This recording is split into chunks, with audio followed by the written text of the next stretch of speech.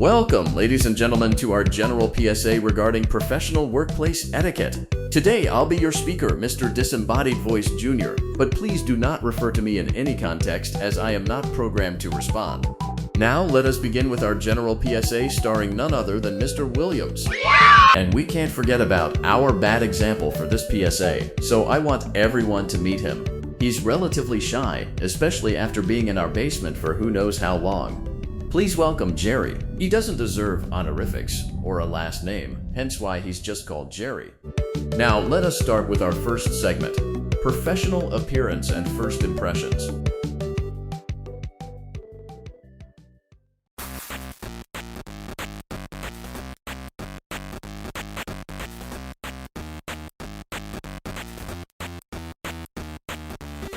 Now, when introducing yourself for the first time to another human being, it's typically recommended to make sure it's a positive interaction. With that being said, some people are better at ensuring that than others. Let's see how Mr. Williams handles such a feat versus our disgusting, incompetent, insignificant loser Jerry does.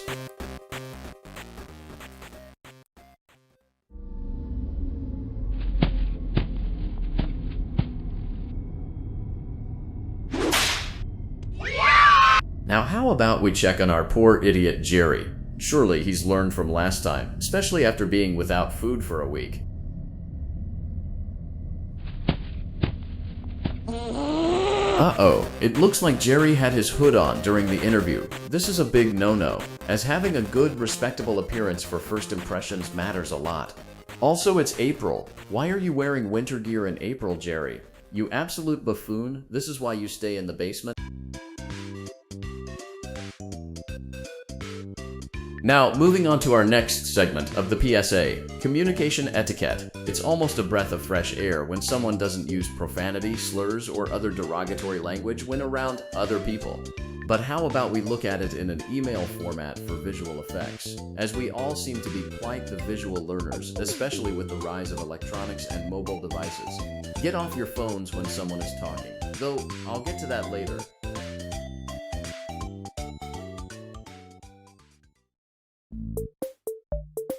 Due to budget cuts for filming so the higher-ups can have tasteless gold flakes on their cereal, I will recreate an email template and text. This is a 100% accurate recreation of what Mr. Williams and Jerry would say, and absolutely 0% of this is slander of any sort, just to make a certain someone look even worse for comedic effect. Now, let us begin. Now that was an email. How about we see if Jerry can perform even half as well as Mr. Williams?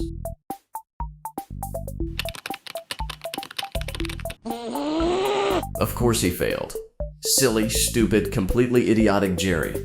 If it were up to me, you wouldn't be on this earth to rob others of oxygen. But enough of my selfish desires. The main thing he did wrong was simple. He used slang, and I'm not talking about the corporate kind, not one bit.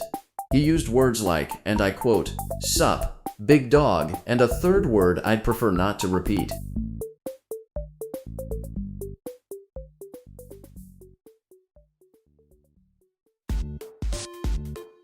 Budget cuts strike us once again, so we'll just say that our second segment of the PSA was also the one for digital etiquette.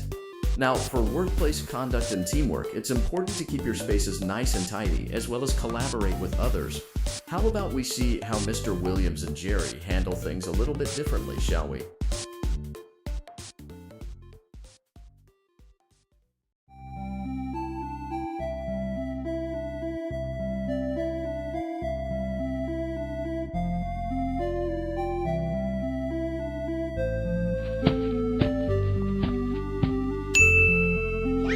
Look at Mr. Williams go! So charismatic and outgoing, ready and willing to help his peers at a moment's notice.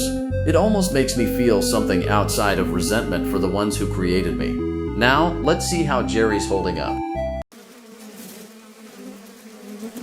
Wow, it seems not only is his space absolutely filthy, but he seems to be a part of the filth as well.